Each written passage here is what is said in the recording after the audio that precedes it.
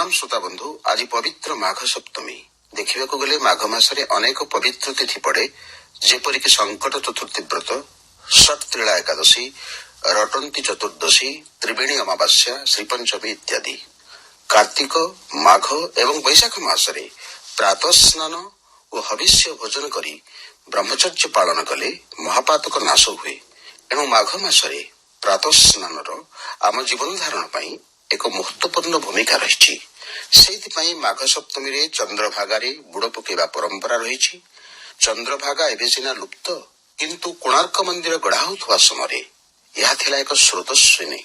स्नान तो स्नान, किंतु बुड़ पकेवा पुणी कौन? हस्त द्वारा किंबा स्नान वस्त्र द्वारा देह को घसीले माजिले से देह कुकुरर उच्छिष्ट समान हुए। पुनर्बार स्नान कले जाई शरीर शुद्ध हुए। एणु बुड़ पका जाए, गात्र मार्जन हुए नहीं। आज केवल माघ मास नुहे, माघ सप्तमी। वराह पुराण रे ऋषि महातपा प्रजापाल नामक राजा को भवसागर पार हवा पाई विभिन्न तिथिर महात्म्य संपर्क कही। जेभली प्रतिपदरे अग्नि पूजा, द्वितीय तिथि अश्विनी कुमार उद्देश्य पूजा अनुष्ठान, तृतीय शिव पार्वती आराधना, चतुर्थी श्री गणेश पूजा, पंचमी रे सर्प पूजा, षष्ठी रे कार्तिकेय पूजा एवं सप्तमी रे सूर्य पूजा। माघ शुक्ल सप्तमी तिथि रे कश्यप मुनि औरसरे अदिति गर्भरु सूर्यदेव जन्म ग्रहण करथिले। सेहिथिपई अर्क क्षेत्र कोणार्क रे चंद्रभागा बुड़ सूर्य प्रति आमर आराधना एवं सूर्य उपासनार एक प्राचीन परंपरा। सेही सूर्य सकल शक्तिर आधार।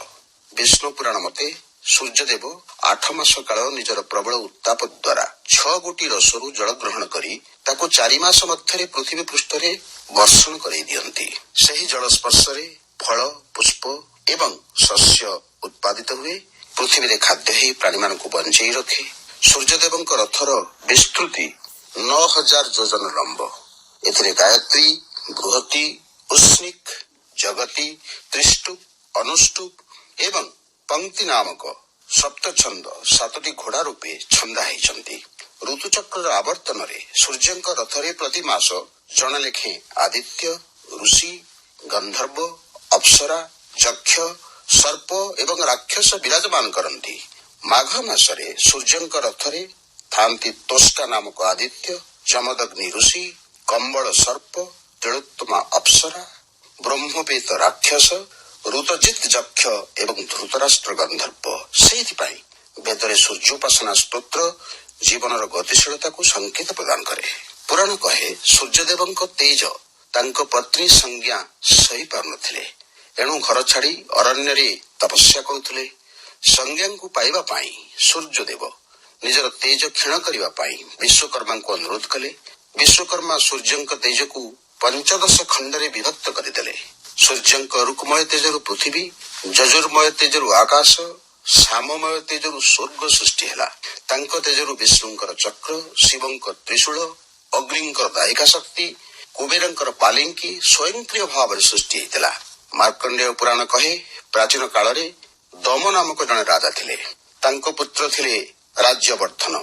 से राजा विदुरथंक कन्या मानिनी को विवाह करथिले, किंतु रानी जेतेबेले राज्यवर्धनଙ୍କ शिରରେ एक पक्कु केश देखिले तांको मनरे दुख आसिला।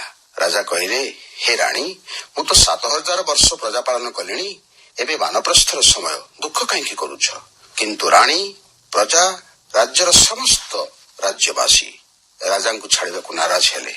शेषरे राज्यर समस्त प्रजा राजा रानींकर दीर्घायु कामना करी गुह नामक अरण्य रे सूर्योपासना करबा आरंभ कले।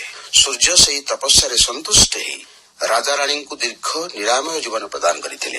एणु माघ सप्तमी रे स्नानर अर्थ केवल कलुष नाशन नुहे, दीर्घायु होबा पाई निरामय जीवन यापन करबा पाई सूर्य उपासना। सूर्य जदि आमको एते वरदान नित्य प्रदान करूछंती, आमे मध्य सूर्योदय एवं सूर्यास्त समय रे सूर्यଙ୍କ उद्देश्य रे गायत्री मंत्र जप करी जल अर्पण करिबा। सेही तक कर्तव्य ही आमर श्रेष्ठ उपासना, आमर श्रेष्ठ कर्तव्य।